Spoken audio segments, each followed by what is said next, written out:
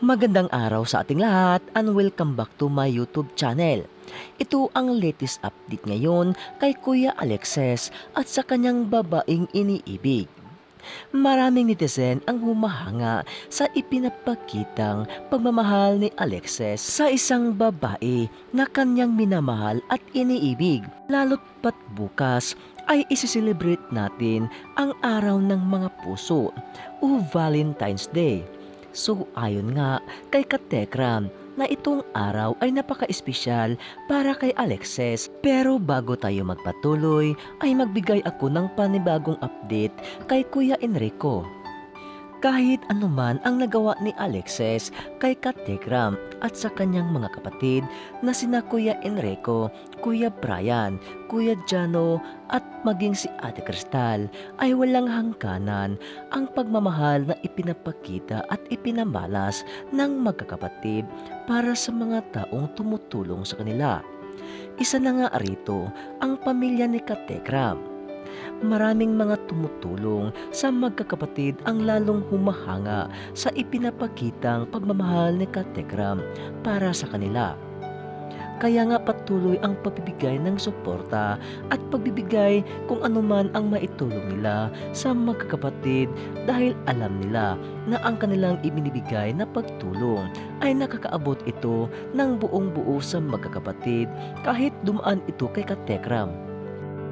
So atin ang ipagpatuloy ang nangyayari sa pagkikita-kita ni Tekram at ng crush ni Kuya Alexes. Humahanga si Katekram na kaya pala ay mas lalong umiibig itong si Alexes sa isang babae na kanyang minamahal dahil sa kanang taglay na kagandahan.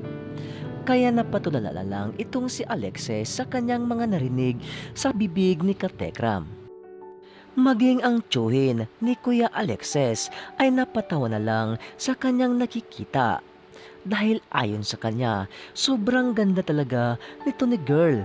Kaya pala mas lalong umiibig at halos na maglayas na itong si Alexes sa kakahanap sa kanya. At dito nga ay batid na ni Kuya Ram na ang kanyang nakikitang pagmamahal ni Alexes sa babae ay walang halong biro. Kahit ano daw ang mangyayari ay ito pa rin ang pupuntahan ni Alexes at siya na at wala ng ibang babae ang kanyang hahanapin pa. Ngunit ang nakakagulat ay may dapat malalaman si Katekram na napaka-importanting impormasyon galing sa pamilya ni Ate Girl.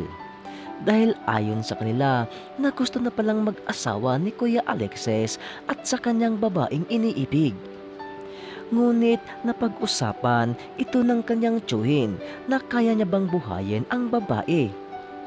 Pero ganun pa man ay hindi pa rin siya 100% na gustong gagawin ang bagay na iyon dahil kapag mangyayari ang kanilang kasalan ay alam niya na malalayo na siya sa kanyang mga kapatid lalo't lalo na kay Kuya Enrico.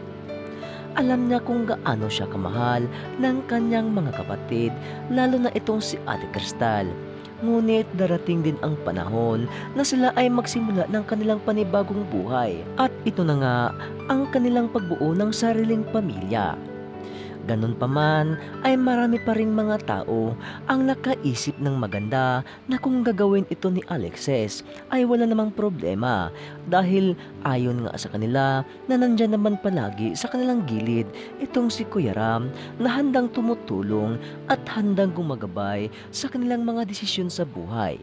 Kaya ayon nga kay Kuya Ram na kung sakaling magkakaroon ng sariling pamilya itong si Kuya Alexes at ang kanyang magiging asawa na si Ate Girl ay panigurado na makabuo sila ng pamilya.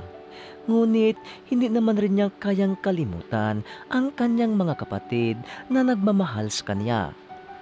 Pero nga, patuloy pa rin ang pagbibigay ng mga mahalagang impormasyon at mga patnubay itong si Katekram para sa magkakapatid para naman hindi nila ito masisisi sa pagdating ng panahon kung makapag-isip sila ng wasto kung ano nga ba at kung tama nga ba ang kanilang pinapasukan na desisyon sa buhay. Kaya God bless na lang po sa mga taong patuloy na sumusuporta sa magkakapatid, lalo na kay Katekram na nandyan lang siya palagi at hindi nagkukulang sa pagbibigay ng suporta at pagmamahal sa kanilang magkakapatid, lalo na kay Kuya Enrico.